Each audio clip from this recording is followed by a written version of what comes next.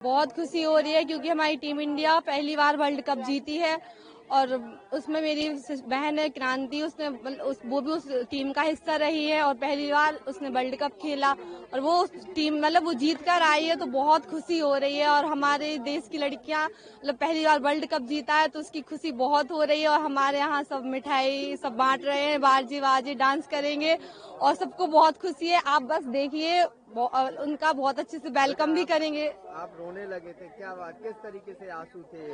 वो खुशी के आंसू थे क्योंकि वो पहली बार टीम इंडिया जीती है, गर्ल्स में जीती, तो बहुत खुशी हुई है।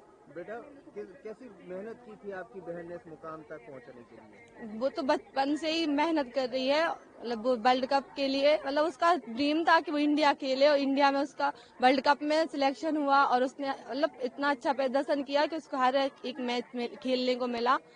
तो बहुत खुशी हो रही है कि वो वर्ल्ड कप उसने पहली बार खेला और जीत के आ रही है।